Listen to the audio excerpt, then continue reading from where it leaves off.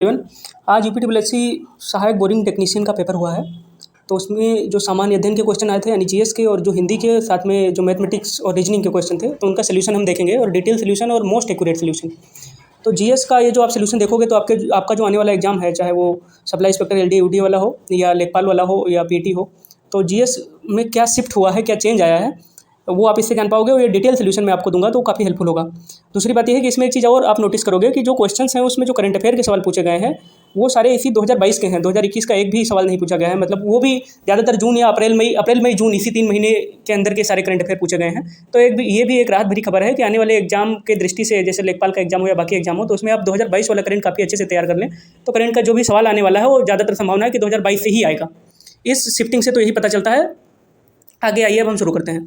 और साथ में जो एक बात और है कि कई बार क्या होता है कि रिपीट करता है यूपीडब्ल्यूएससी क्वेश्चन अक्सर, तो ये भी इसमें देखने को मिला है। इसमें जो अनुच्छेद 1 के बारे में पूछा गया था कि उसके अनुसार भारत क्या है, सेम सवाल ये इन्होंने जो 22 मई 2022 को पेपर लिया था सहायक सांख्यिकी अधिकारी का, उसमें भी यही सवाल पूछा गया था कि अनुच्छेद 1 के अनुसार भारत है जीएस वाले सेक्शन में, या ऐसे अनुच्छेद 1 से ही रिलेटेड सवाल था।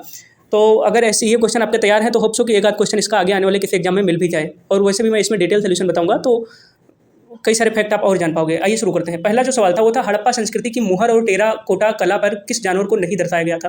टेराकोटा के बारे में आप जानते होंगे, वन डिस्ट्रिक्ट वन प्रोडक्ट के तहत आप इसमें कमेंट करके बताइए कि टेराकोटा के जो खिलौने होते हैं उससे बने हुए वो कौन से जिले के लिए नामित किए गए थे ओडीओपी योजना के तहत। तो ये जो हमारा सवाल है इसका जवाब यहाँ पे होगा हड़प्पा संस्कृति की मुहर और टेराकोटा कला पर किस जानवर को नहीं दर्शाया गया था। तो वो जानवर है बाघ। कौन कौन से दर्शाए गए थे? गाय, हाथी, गैंडा आदि दर्शाए गए थे, लेकिन बाघ नहीं दर्शाया गया था। जितनी भी मूर्तियाँ मिली हैं टेराकोटा की या मुहर मिली है उस पर कहीं पर भी बाघ नहीं दर्शाया गया था। और ओडीओपी मतलब वन डिस्ट्रिक्ट वन प्रोडक्ट वाला जो योजना थी उसके तहत जो टेराकोटा मिट्टी से बने हुए खिलौने थे वो गोरखपुर ज़िले के लिए नामित किए गए थे, वो ये ध्यान रखिएगा। दूसरा सवाल जो आया था, ये आया था भारत का सबसे लंबा राष्ट्रीय राजमार्ग कौन सा है। यह है NH-44। पहले इसको NH-7 कहते थे, लेकिन जब राष्ट्रीय राजमार्गों का फिर से नामकरण किया गया तो उसका नाम NH-7 का फिर NH-44 हो गया। तो अभी अगर पूछा जाए तो NH-44 है जो सबसे बड़ा है भारत का राष्ट्रीय राजमार्ग। कश्मीर से कन्याकुमारी को जोड़ रहा है इस समय और इसकी लंबाई 4000 किलोमीटर के आसपास है। कहीं आपको मिलेगा 3795 किलोमीटर, कहीं आपको मिलेगा 4100 किलोमीटर, तो वही 4000 किलोमीटर के आसपास है और लगभग 2350 मील टोटल लंबाई है इसकी। और साउथ नॉर्थ कॉरिडोर पूरा यही है, मतलब यही कनेक्ट करता है इसको, और ये कश्मीर श्रीनगर से कन्याकुमारी तक ये फैला हुआ है। और अभी अगर दूसरा कोई पूछ ले कि दूसरा सबसे लंबा राष्ट्रीय राजमार्ग कौन सा है, तो वो है NH-27। कौन सा है? NH-27। ये दूसरा भारत का सबसे लंबा राष्ट्रीय राजमार्ग है। इसकी लंबाई है 3507 किलोमीटर और ये जो है ये पश्चिम से पूर्व वाला पूरा कॉरिडोर ये ज्वाइन करता है। तो NH-44 जो है वो 11 राज्यों से होकर गुजरता है और NH-27 जो दूसरा सबसे लंबा है 7 राज्यों से होकर गुजरता है। चलिए, इसमें एक और इम्पॉर्टेंट इसमें फैक्ट है, ये याद कर लीजिए कि उत्तर प्रदेश राज्य जो है इसमें राष्ट्रीय राजमार्गों का सबसे बड़ा जाल है। सबसे बड़ा सड़कों का जाल अगर किसी भारत के राज्य में है वो है महाराष्ट्र, लेकिन सबसे बड़ा राष्ट्रीय राजमार्गों का जो जाल है वो है उत्तर प्रदेश में।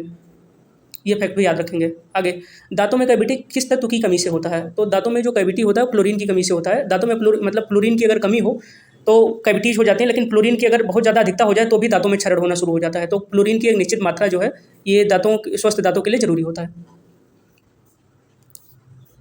भारत का पहला अमृत सरोवर किस राज्य में स्थापित किया गया है। तो इसका उत्तर जो है अपना उत्तर प्रदेश ही है। अपने उत्तर प्रदेश में भारत का पहला अमृत सरोवर स्थापित किया गया है। किस जिले में? रामपुर जिले में। इसका उद्घाटन किया है जो है मुख्तार अब्बास नकवी जी हैं, और जो जल शक्ति मंत्रालय उत्तर प्रदेश सरकार का है उसके जो मंत्री हैं श्री स्वतंत्र देव सिंह जी। तो इन दोनों लोगों ने इसका उद्घाटन किया है और इसका उद्देश्य क्या है? वाटर को कंजर्व करना और टूरिज्म को प्रमोट करना, ये उद्देश्य है इसका। 21 मई 2022 को इसका उद्घाटन किया गया है भारत के पहले अमृत सरोवर का, उत्तर प्रदेश के रामपुर जिले में। पांचवा क्वेश्चन था कि भारत सरकार के पहले विधि अधिकारी कौन होते हैं। तो भारत की सरकार के मतलब पहले जो फर्स्ट लॉ ऑफिसर होता है देश का, मतलब सबसे पावरफुल लॉ ऑफिसर कहने का मतलब, तो वो होते हैं भारत के महान्यायवादी, जिनको कहते हैं अटॉर्नी जनरल ऑफ इंडिया। जो भारत का संविधान है इसके अनुच्छेद 76 में, मतलब 76 में इस बात का अटॉर्नी जनरल ऑफ इंडिया के नियुक्ति का और उनके ऑफिस से संबंधित सारी बातों का उल्लेख है। अभी पूछा जाए भारत का दूसरा सबसे महत्वपूर्ण लॉ ऑफिसर कौन होता है, तो होते हैं सॉलिसिटर जनरल ऑफ इंडिया, जिसको कहते हैं भारत के महाधिवक्ता। और प्रेजेंट टाइम में ये कौन कौन है तो ये भी याद रख लीजिए। इस समय अटॉर्नी जनरल है श्री के वेणुगोपाल और सॉलिसिटर जनरल हैं श्री तुषार मेहता। भारतीय राष्ट्रीय कांग्रेस की स्थापना किसने की? तो एलन ऑक्टोवियल ह्यूम ने की थी। भारतीय राष्ट्रीय कांग्रेस की स्थापना कब? 1885 में मुंबई में की थी। अब भारतीय राष्ट्रीय कांग्रेस के जो 4-5 अधिवेशन हैं, जो सेशंस हैं, ये पूछे जाते हैं अक्सर। तो पहला सेशन कब हुआ? 1885 में मुंबई में हुआ, जिसे बॉम्बे कहते थे उस समय। और व्योमेश चंद्र बनर्जी जी जो थे इसके पहले INC के मतलब इंडियन नेशनल कांग्रेस के पहले अधिवेशन के अध्यक्ष थे। दूसरा वाला जो हुआ वो कलकत्ता में हुआ, दादा भाई नौरोजी जी की अध्यक्षता में हुआ 1886 में। तीसरा बदरुद्दीन तैयब जी की अध्यक्षता में मद्रास में हुआ 1887 में। और चौथा हुआ जॉर्ज यूल की अध्यक्षता में, ये हुआ इलाहाबाद में 1888 में। तो ये चारों याद रखिए, अक्सर पूछे जाते हैं। व्योमेश चंद्र बनर्जी पहला, दादा भाई नौरोजी दूसरा, बदरुद्दीन तैयब जी तीसरा और जॉर्ज यूल ये चौथा जो अधिवेशन हुआ कांग्रेस के, इनकी अध्यक्षता इन चारों लोगों ने की थी। और ये चारों टॉप जो 4 अधिवेशन हुए थे 1885, 86, 87, 88, तो सन याद करना तो आसान है क्योंकि ये कंटिन्यूस होते थे। और प्लेस याद करना भी इतना कठिन नहीं है। उस समय का बॉम्बे था, तो पहला बॉम्बे, दूसरा कोलकाता, तीसरा मद्रास और चौथा इलाहाबाद में हुआ था। अब इलाहाबाद को प्रयागराज अब हो गया। 7वां जो क्वेश्चन था पूछा गया था वो था ICC men's cricket world cup 2023 किस देश में आयोजित होगा? तो हमारे भारत देश में आयोजित होगा अक्टूबर 2023 में। और इसमें इंपॉर्टेंट बात यह है कि ये पहली बार ऐसा होगा क्रिकेट वर्ल्ड कप के इतिहास में, मतलब जो 50-50 ओवर्स वाला है, कि पूरी तरह से भारत में आयोजित होगा। पहले ये होता था कि कुछ मैचेज इंडिया में हैं, कुछ मैचेज किसी दूसरे देश में, ऐसे आसपास के देशों में आयोजित किए जाते थे। लेकिन फर्स्ट टाइम ऐसा होगा कि सारे मैचेज इंडिया में ही आयोजित होंगे 2023 ICC men's cricket world cup के। गार्डन सिटी ऑफ इंडिया किसे कहते हैं, ये भी सवाल पूछा गया था। तो बेंगलोर को कहते हैं गार्डन सिटी ऑफ इंडिया। अगला 9वां जो सवाल पूछा गया था वो था यूआरएल का फुल फॉर्म क्या है? तो यूआरएल का फुल फॉर्म होता है यूनिफॉर्म रिसोर्स लोकेटर। इसके बारे में और जान लीजिए। इसका मतलब क्या हुआ कि यूआरएल जो है ये एड्रेस होता है दिए गए यूनिक रिसोर्स का। किसी वेब के ऊपर अगर कोई यूनिक रिसोर्स दिया हुआ है तो उसका एड्रेस होता है यूआरएल। संविधान के अनुच्छेद 1 के अनुसार भारत है, तो संविधान के अनुच्छेद 1 के अनुसार भारत राज्यों का संघ है। इसके बारे में जो संविधान का पहला भाग है उसमें कितने आर्टिकल समाहित हैं? 4 आर्टिकल। आर्टिकल 1, 2, 3 और 4 ये संविधान के पहले भाग में है। दूसरा भाग नागरिकता से संबंधित है, तो उसमें 5, 6, 7, 8, 9, 10 और 11 इतने अनुच्छेद हैं। तीसरा भाग जो है मौलिक अधिकार से संबंधित है, उसमें 12 से 35। और फिर चौथा जो भाग है भारतीय संविधान का, वो जो चौथा भाग है वो राज्य के नीति निर्देशक तत्वों से संबंधित है, आर्टिकल 36 से 51 तक। और फिर 51 का में मौलिक कर्तव्यों से संबंधित जितने प्रावधान हैं, अब तो 11 हो गए हैं, उनको सम्मिलित किया गया है। और ये 42वें संविधान संशोधन के तहत सम्मिलित किया गया था सरदार स्वर्ण सिंह समिति की सिफारिश पे। क्या मौलिक कर्तव्य वाली बात संविधान के आर्टिकल 51 का में। तो इसमें जो सवाल है कि भारत संविधान के अनुच्छेद 1 के अनुसार भारत है, तो भारत राज्यों का संघ है संविधान के अनुच्छेद 1 के अनुसार। 11वां सवाल पूछा गया था Uttar Pradesh defence industrial corridor में इकाइयाँ स्थापित करने के लिए किस वित्तीय संस्थान ने मंजूरी दी है? तो ये जो मंजूरी दी है ये सिडबी ने दी है। ये सिडबी है क्या? तो सिडबी है small industries development bank of India. Bharat में जो छोटे स्केल के इंडस्ट्रीज हैं, जो एमएसएमई हैं या लघु उद्योग हैं, तो उनको ऋण देने का काम सिडबी करती है। और ये भारत का पूरी तरह से गवर्नमेंट बॉडी है, आरबीआई द्वारा मान्यता प्राप्त एक वित्तीय संस्थान है। 2 अप्रैल 1990 को इसकी स्थापना की गई। इसका हेडक्वार्टर है लखनऊ में।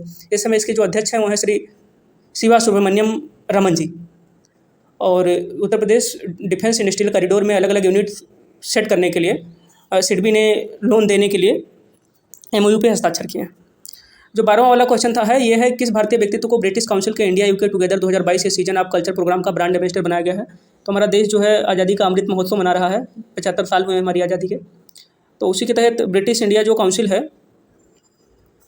या ब्रिटिश काउंसिल जो है, तो वो एक प्रोग्राम वो भी आयोजित कर रहा है इंडिया यूके टुगेदर 2022 ये सीजन ऑफ कल्चर प्रोग्राम। तो इसका एम्बेसडर जो है बनाया गया है AR रहमान को। ये जो प्रसिद्ध म्यूजिशियन है AR रहमान जी, इनको बनाया गया है इसका ब्रांड एम्बेसडर।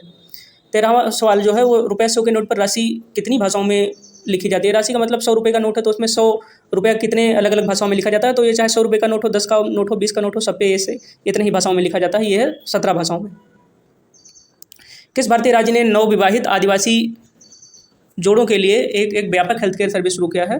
तो जो ट्राइबल पॉपुलेशन है केरल में वो बहुत ज़्यादा नहीं है, तो उनको इन्हेंस करने के लिए, उनके स्वास्थ्य और बाकी चीज़ों का ध्यान रखने के लिए एडापट्टी ब्लॉक में जो भी ट्राइबल पॉपुलेशन है ज़्यादातर वहीं पे हैं, तो उसमें केरल सरकार ने एक योजना शुरू की है। नवविवाहित जो आदिवासी यानी ट्राइबल जोड़े होंगे उनके लिए व्यापक हेल्थ केयर प्रोग्राम की शुरुआत की है। उनके सैनिटेशन और बाकी सारी सुविधाएँ उनको प्रदान की जाएँ। इसलिए जो 15वां और अंतिम सवाल था ये कृषि से संबंधित था, और कृषि से संबंधित अच्छे लेवल के सवाल पूछे जाते हैं यूपीडब्ल्यूएससी में। तो ये सवाल था कि कादरी लेपाची 1812 किस फसल की एक प्रजाति का नाम है? तो ये मूंगफली की एक प्रजाति है।